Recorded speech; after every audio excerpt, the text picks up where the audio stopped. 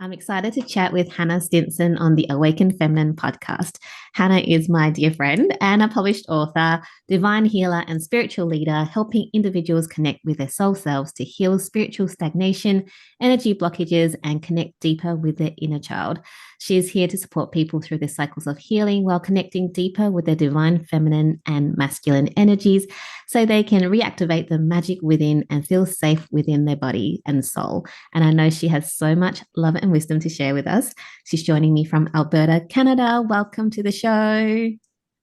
Thank you. I'm so excited to be back. I can't believe it's been almost 2 years since we last, connected this way. And it's been such an honor to witness your journey over the last 2 years and with your journey as a published author. And it's just, it's magic. So thank you for sharing as much as you do and for having me back on. Yeah, I should say welcome back to the show. Yes, because we haven't well, we see each other online. It's just how it is. Everyone's just so busy.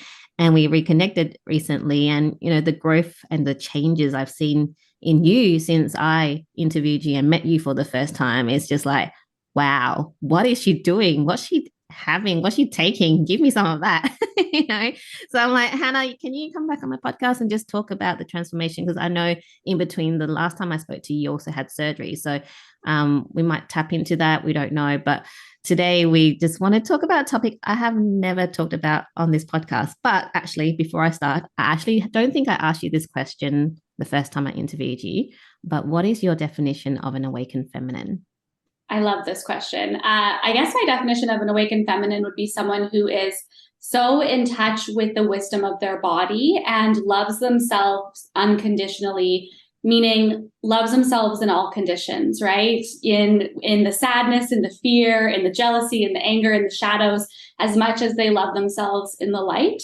And that is something that, if you had have asked me last time I was on the podcast, that probably wouldn't have been my definition, because these last few years has been a deepening of my connection within my body and creating that internal safety. And I feel when we have that internal safety, we can really awaken and rise and transcend more than we've ever been able to before.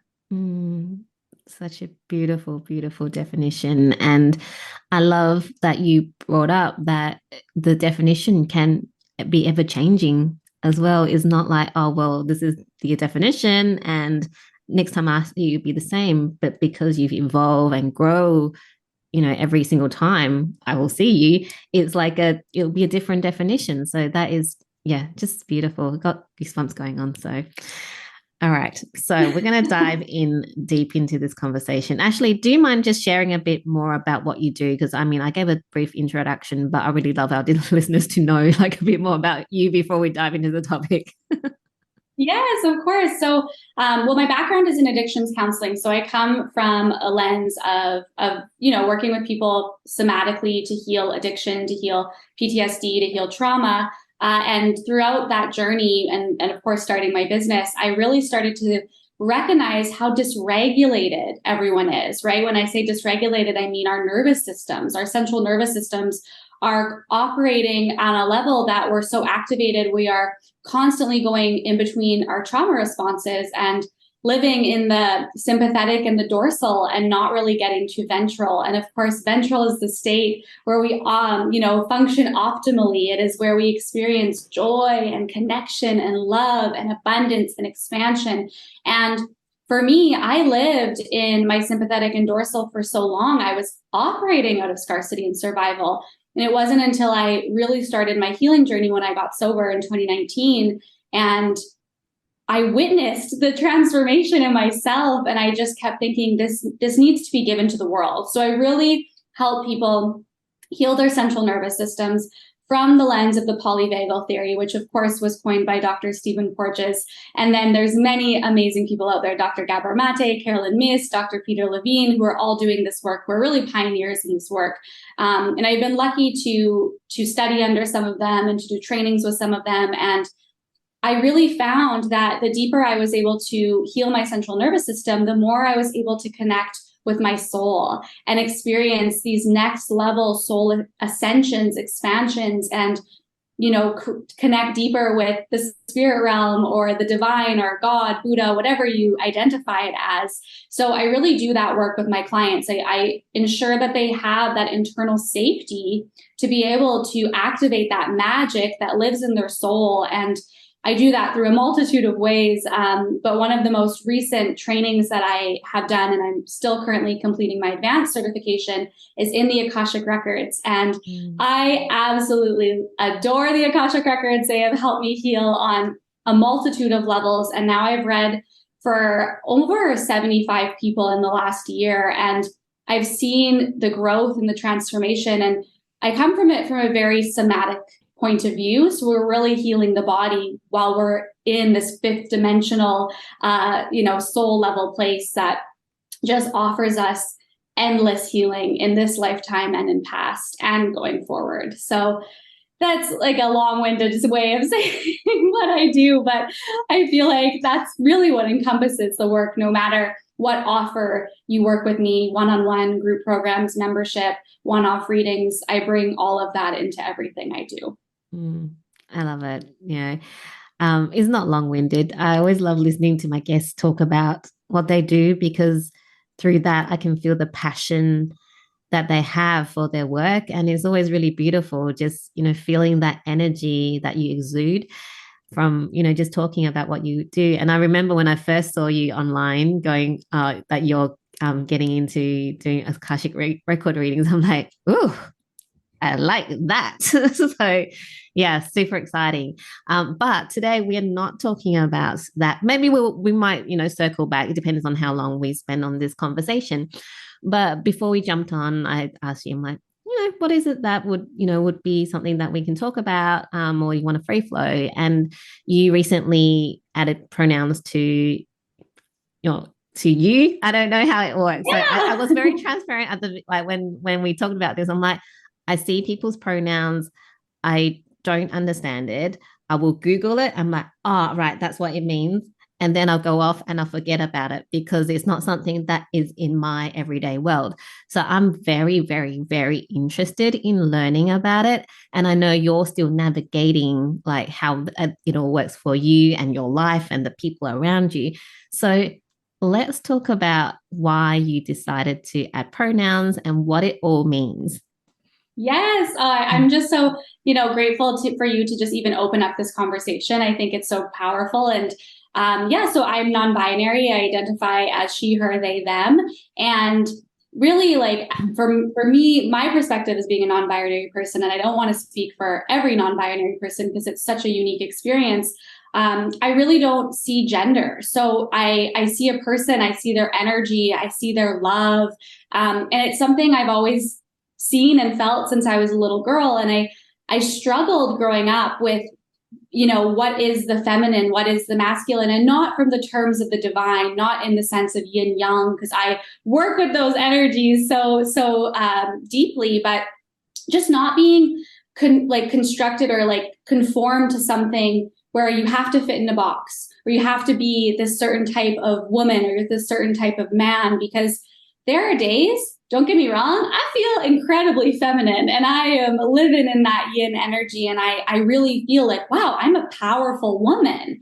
And then there are days where I don't resonate with being a woman at all. And coming to terms with this was so liberating for me, because for so long I considered myself bisexual, but I still struggled with, okay, well, I date men and I date women, but I've dated transgender people. I've been in relationships with other non-binary people. And yes, I'm currently in a heterosexual relationship. My partner is a man. He identifies as a heterosexual cis man, but I don't see him as that. I see him for his energy, for his compassion, and just who he is at the core on a soul level, which I believe is why I am so drawn to helping people activate that magic in their soul and come back to their truth, that our soul is more than just being a man or a woman or really whatever you identify as. And so it has been very liberating for me, but I'm not going to lie, it was scary. I was nervous to share my truth with family, with friends, because I kept thinking, well, they've known this version of Hannah, or the Hannah that they've perceived. Will they think of me differently? And I was met with so much respect from everyone in my life. Not everyone understands. And you know what? I've come to realize they don't have to, because I understand what's right for me and what feels good for me. And that's liberating enough. And if people want to have conversations like we are, if they want to learn, I'm happy to speak about it. Again, from my perspective, it's still something I'm navigating. I only came out, we can use quotations there, in June of this year during Pride here in Edmonton, Alberta, to the public. A lot of people, including my partner, he's known since we started dating 3.5 years ago. But sharing more with people in my life that I was nervous to share with before. But through the work that I've done on not only healing my central nervous system, but even the work in the Akashic records, it was just this clear message that I wasn't honoring me. I wasn't standing in my power by silencing parts of me in fear of how other people would perceive it. And I have so many clients who identify as non-binary, and I just looked at them and I thought, if they can do it, so can I. And so I really have to shout out, and they'll know who they are, my clients who have been such a big support for me on this journey. Because again, it's a learning curve for not only me as someone who's navigating this world as a non-binary person, but even someone like you who's like, I don't really know what any of this is, but I'm open to learn. Or the people who are closed off and not open to learn, that's okay too. Wow. Things to process. I mean, like for me, I'm going to like, I love that you said that, you're coming from your perspective, and it's really important to recognize that everyone's journey is different in, their sexuality, in how they identify. So, there's, you see online, there's all these people that, make a big fuss about, on either camps, where it's like, can we just not be so toxic about it? Can we just come from a place of love and just understand and come from a non-judgmental place? Well, okay, yeah, Hannah identifies as non-binary. I like Hannah because she's Hannah. Is not because I like Hannah because, she identified as bisexual before. It's because Hannah is Hannah. So it just, for me, like this whole conversation, like, not our conversation, but, I don't pay a lot of attention, but I just feel the toxicity. I don't even want to go into those conversations. So I just love that we're able to just have this loving, open conversation about, what it means for you. And I want to stress, for you rather than, for all the people in you that you're, representing, because you're representing you. Yeah, I feel that so deeply. And I appreciate you saying that, because I want to make it clear, anyone who's listening who does identify as non-binary, or whatever you identify as, or what your pronouns are, that is a representation of you for you. And that is the beauty of it, right? And I agree. I feel like there is so much toxicity, and I struggle sometimes in the space to speak up, because I feel like I have such an open-hearted approach to everything, where I just don't see the need to even, when people call me she, her, like that doesn't offend me. I still go by she, her, and I go by they, them. And if it, works that someone identifies to me as they or them, then yes, I'm loving it. And if it's she, her, I'm loving it too. And that's just because that's where I am on my journey, right? And I love what you said earlier, how, my definition had changed. And I think, maybe down the line, I won't want to be identifying as she, her, and that's okay too. But at this moment in time on my journey, I'm just honoring where I'm at and meeting myself where I'm at, and just being radically honest with myself, so I can share that honesty with others from a heart-centered place, and not let my ego get in the way, like unfortunately a lot of us do, because I go back to the dysregulated nervous system. It really all just like ties into one another. I truly believe, but yeah. I know not everyone might see it that way, and that's okay. I want to keep talking a little bit longer about this topic, just because of my own curiosity and complete lack of knowledge, right? So I understand like heterosexual, I understand homosexual, I understand transgender, like as in what they are, right? And I understand what bisexual is. Now, what is the difference between bisexual and non-binary? Because like as you were saying, when you're bisexual, you would date men and women, but when you're non-binary, okay, you don't see the gender, but you still would date men or women because you just have that energetic, they just draw you energetically rather than being their gender. So like, yeah, can you explain a bit more well, about that? in my opinion, you just hit the nail on the head. Like, all right. yeah, like you got that 100%. And at least that's how I explain it to people, is that when I was bisexual, I was very much looking at it through the lens of like, I'm dating a woman, I'm dating a man. And that's really what I was taught. And it was a lot of unlearning for me to recognize, okay, I actually didn't date that person because they were a woman or because they were a man, or because they were transgender. And the first transgender person I did date was also non-binary. So they really introduced me to that topic which say it's a topic, to that, that perspective of identification and the difference of pronouns. And I'm not going to lie, at first it made me feel very uncomfortable. And I needed that uncomfort because it was activating something in me that was like, oh, this is a deep remembering. Like this is what feels right. Because exactly like you said, for me as a non-binary person, I am just attracted to that person. And so I don't necessarily look at it from a gender point of view. And I know that can be confusing just based on what we know about gender, what we've been taught through society, through religion, through conditioning, through our family, through our friends. So at the end of the day, for me, and I know that I've had this conversation with some of my other non-binary friends, it's been a lot of unlearning and then relearning what feels right for us. Because I like to say, and this, can kind of go along with this conversation, is really like, we owe no allegiance to a belief system if it's no longer supporting us. And so I didn't feel that identifying as a woman, a bisexual woman, did not feel good for me anymore.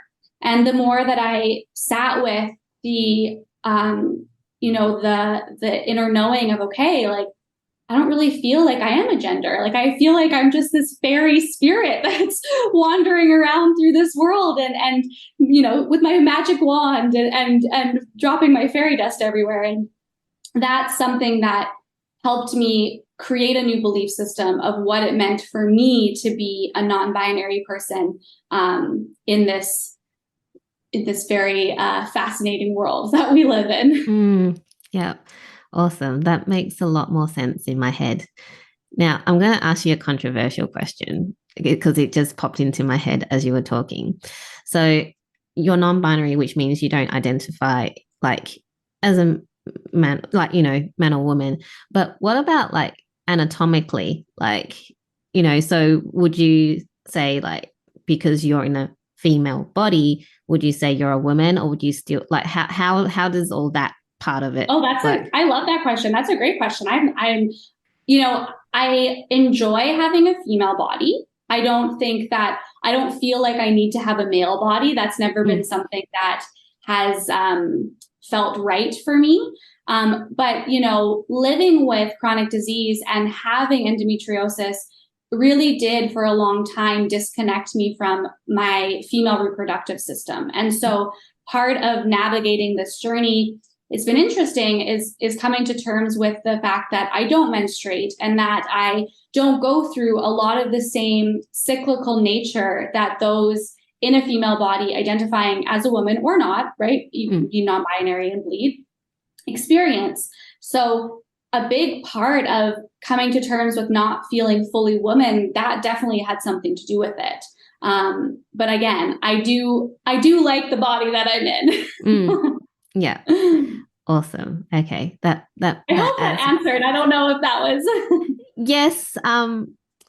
Yeah, that does. Yeah, because you will still call it a women or female body, is not like, something else. Yeah. I don't have another like mystical name for it. Yeah. I wish I did. that was kind of my question. Yeah, but so you answered it. You love your body, you're a female in a female body. You Yes, just exactly. energetically, you're just not like female or male, but you are in a female body, and that's just how it is. Now, because I see you and it's like, oh, well, Hannah looks like a female, but you identify differently, which is absolutely fine. Now, can we talk about pronouns? I have Yes. zero clue. Like, as I said, I will see them, I will Google it, and then I'll forget. And then I'll come back and I'll see someone else put their pronouns in. I'm like, okay, I need to find out what that means. And I'll go Google it. And then I forget. So not because I don't want to learn, it's just that there's just so many things in the world. And I do go and look when people put it there. It's not so I am interested to find out. It's just that there's just so much. There's so much to learn. So can you share a bit about your pronoun? Let's just talk about your pronoun and keep it simple and not go into all the other ones that there are available. Why is it she, her, they, them?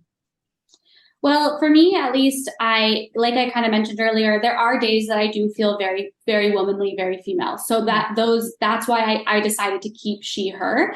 And then I integrated they, them, because that's also something that felt really good for me because of those moments, those days, those months, however it shows up, where I'm really not identifying with being a woman, so to speak. And part of it too, I'm not going to lie, is that I'm not saying this because I'm like, oh, I'm people pleasing for those in my life, but I didn't want to make people feel, especially those in my family and my friends, uncomfortable by completely just being they, them. And that's not because I'm not trying to people please, and that might sound that way. And if someone's listening to this and that's how you interpret it, that's totally okay. But that's just, out of respect to those who've known me for this long, to not feel obligated to completely call me they, them, because I do still feel like a she, her some days. I know that there are so many more pronouns than just she, her, they, them, he, him. I have a client that goes by 𝐬𝐧𝐬𝐨. I know people that go by Faye, Fair. So I think when it comes to these other pronouns that are coming out, I can't speak to them, but I know that it's just that how that person feels comfortable being spoken to, being acknowledged, being identified as, because for so long they just felt so disconnected, in that they didn't have a place in society. They didn't have a place to feel comfortable to operate in their full expression. That makes sense. I probably need you to explain a bit more. So I understand, like, you use your pronouns to show how you what you identify as, but then okay, so the she, her was when you were feeling women, but Yeah. why is it she, her? Like yeah, so my thing is, like, how does that work? Like, you've got the she, her pronoun, and then like, if you decided to take that away as non-binary, usually is a they, them, right? So how do you know what to use? I think that's probably the question. Yeah, I think Yeah. the best thing is just to ask. Okay. Right? Like, those of us who have multiple pronouns, I guess you could say. A lot of my friends who are non-binary, who also go by she, they, or, she, her, they, them, they have always just said, just ask me what I feel more comfortable with. So, if I'm when I'm doing group healing sessions, and I know I have people in there who identify with different pronouns, I always say, if everyone can, when they introduce themselves, please speak to the pronoun that they feel most comfortable with, right? Because again, there's different reasons why everyone might have that she, her, they, them, or he, him, they, them. So just being open to ask, and I'll always share what I prefer in that moment. And I think there's other times too where people will just kind of include it, and then we just have to respect, okay, that person just goes by they, them, and just be as mindful as possible. We're all going to make mistakes, right? This is a new world we're navigating, where we're human. So I've never been upset with anyone for saying she, her when I might prefer they, them, but I will always speak up and say, next time, can you maybe refer to me as they, or something like that. I hope that answers the question. Yeah, it does. Okay, so my brain is processing, okay, and I hope you like. I know you won't get offended. I just like So okay, so let's talk about they them. So why is it they them? Like why can't it be they or them? Like why do you have to have because them? depending on like how you're speaking to that person, if you're I guess like in Yeah. the sentence, Okay. Gotcha. All right. Okay. That makes so much sense because I'm like, she, her. Okay. Yes, she and her are you're like, female. aren't they the same? Yeah. So that's why I always get confused because I'm like, but why, what, like, how, why do they have both of them? Because if I, depending on my sentence, I would say she or her, but it's just like, oh, this is how you would refer to me using those. Yeah. Okay. Gotcha. Makes so much more sense now. Thank you. Yay! You're welcome. Oh my goodness. Sorry. Oh, don't be sorry. That was a good question. I think a lot of people are thinking it, but are almost too hesitant to ask. Yes, because like I said before, with everything like outside that's going on, not in our conversation, that people get offended.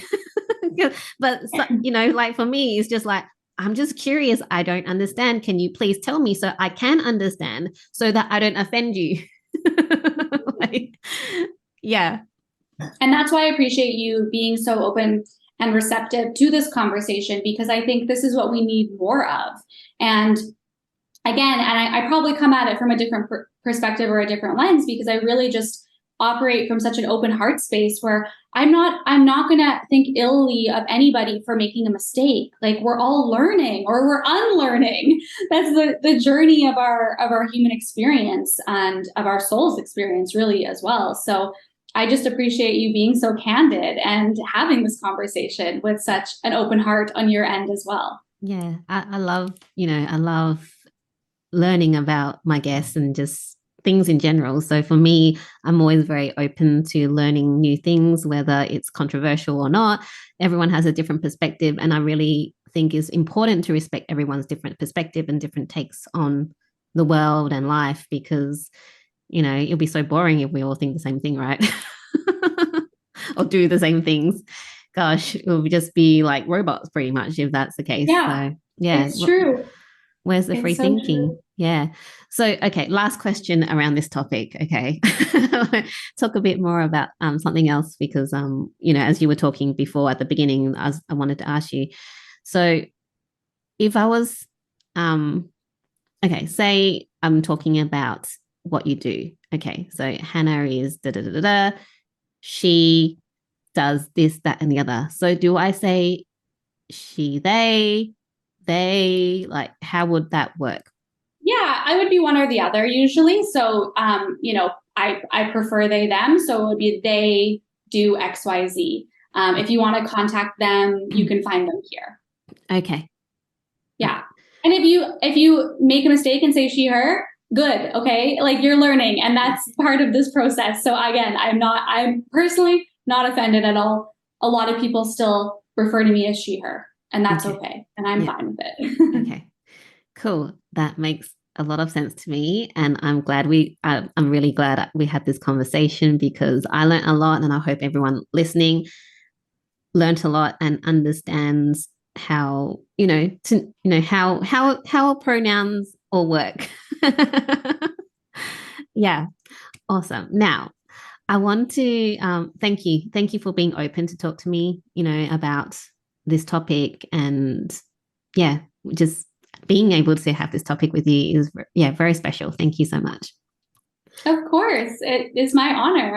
I'm so grateful. I'm going to be honest. This is the first podcast I've been on where I've talked about this with someone who's been open to receive it. So I Oh, really wow. appreciate. Yeah. So thank you so much. Yeah, thank you. Oh, you're welcome. So much love. Big hugs. I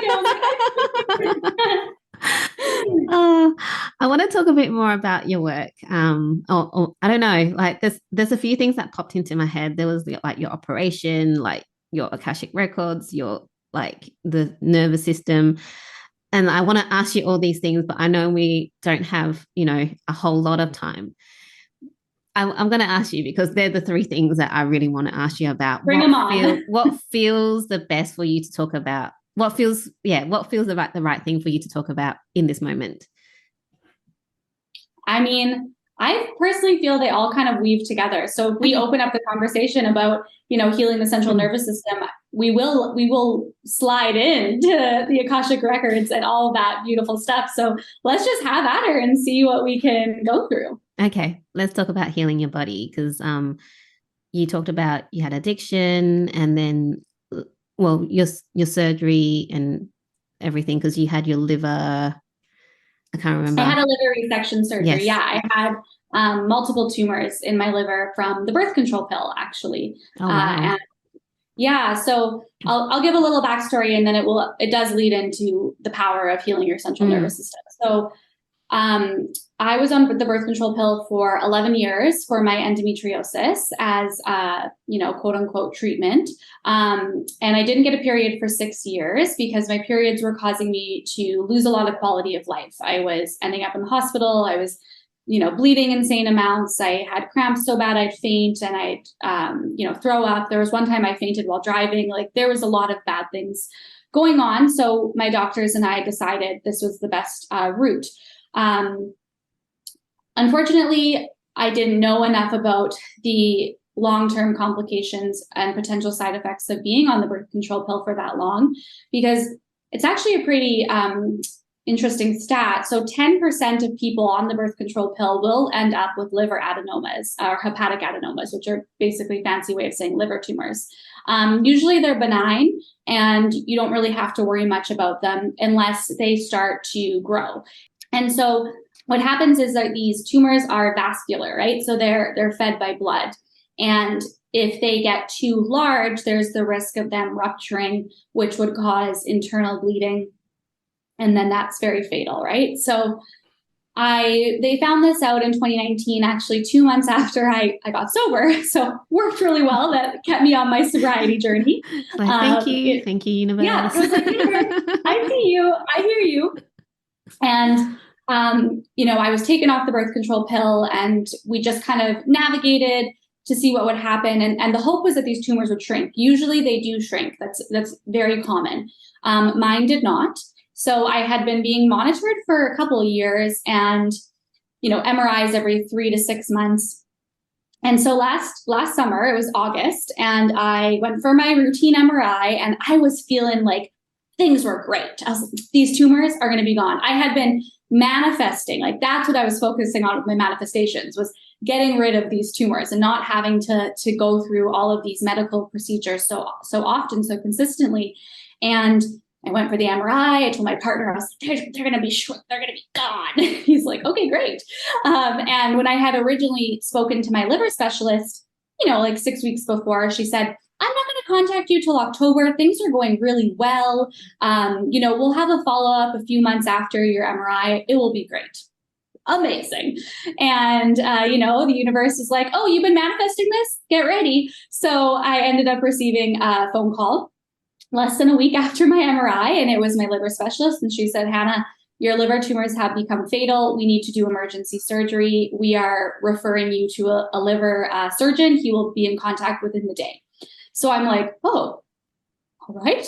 This is a lot to process, but we're here, we're doing it.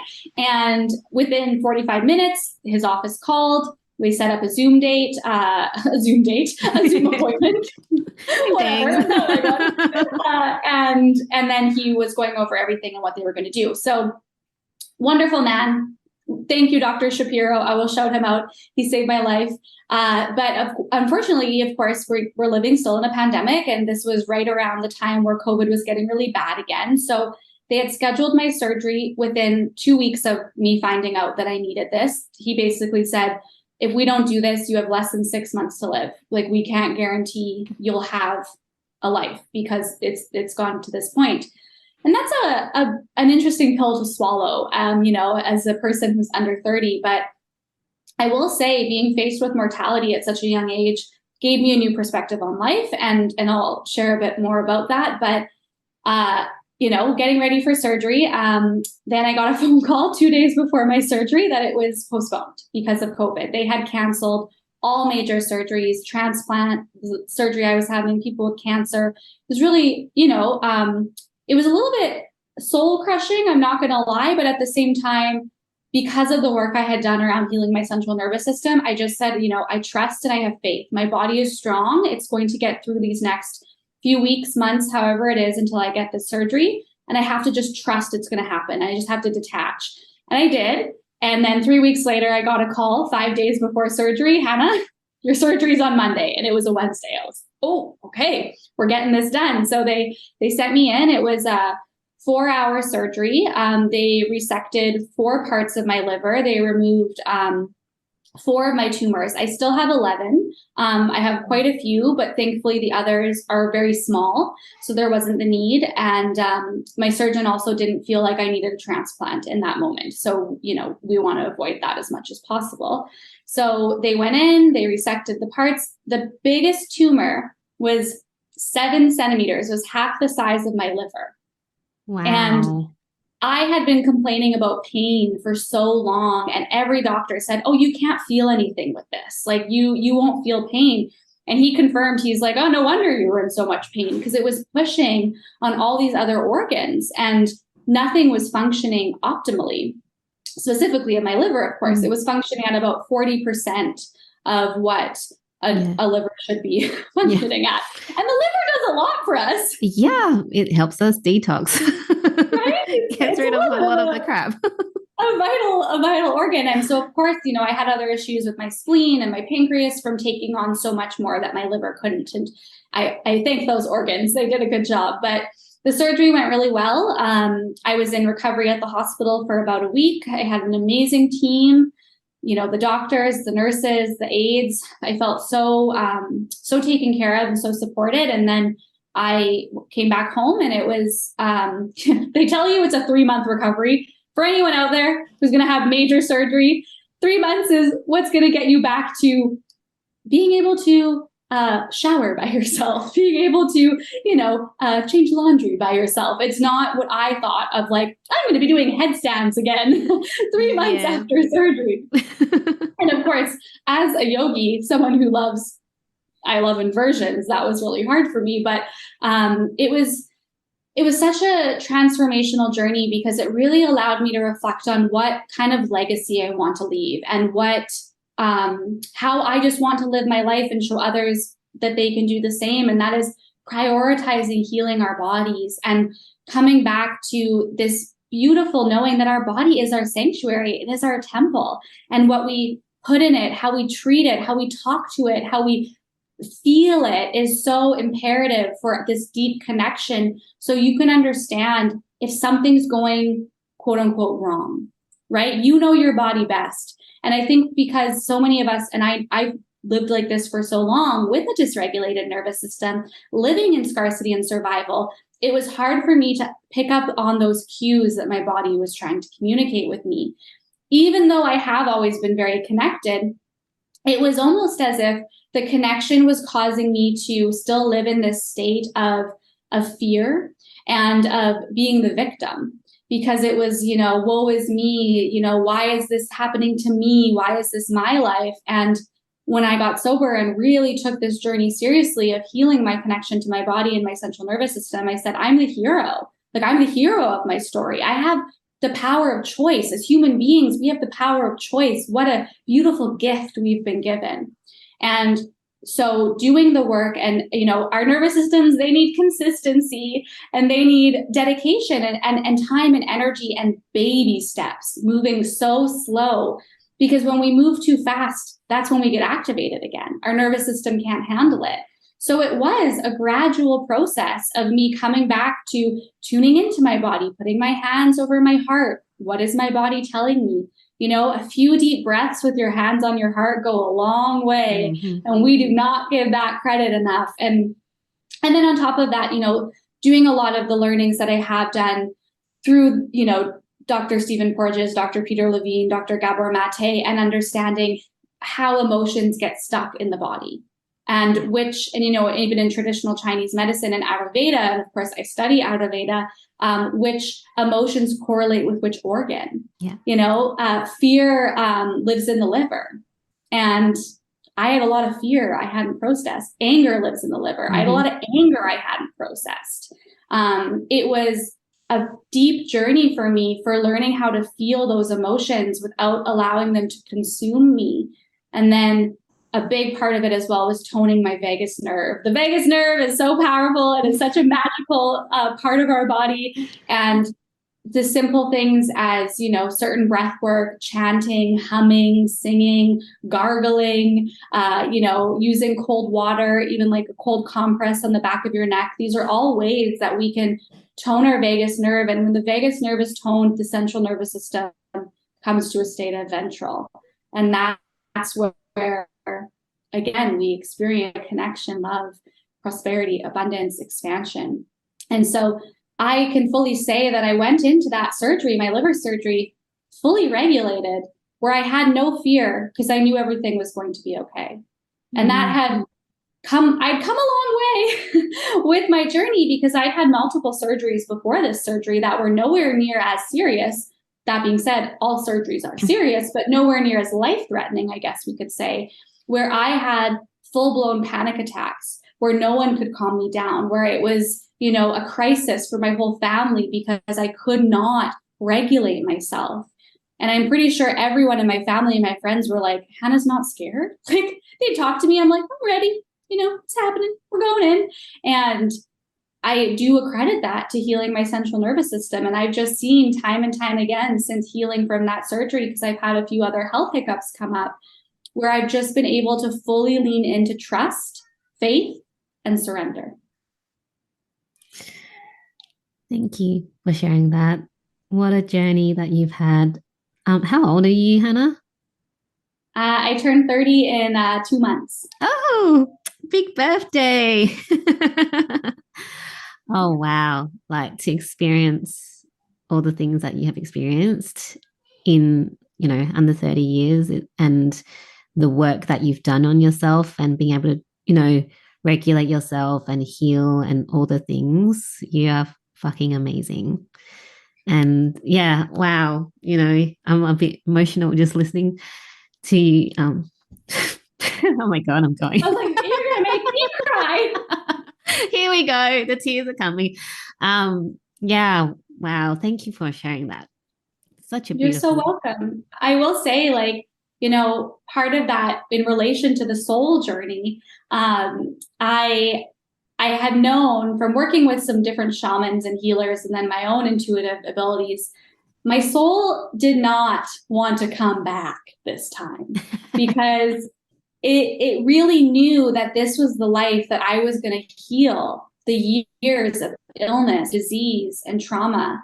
And I feel so blessed now to know that this physical body has been strong enough for my soul to heal all of these ailments, because I thoroughly believe in past lives, and of course, doing work in the Akashic Records, I'm constantly going into past lives for myself and others.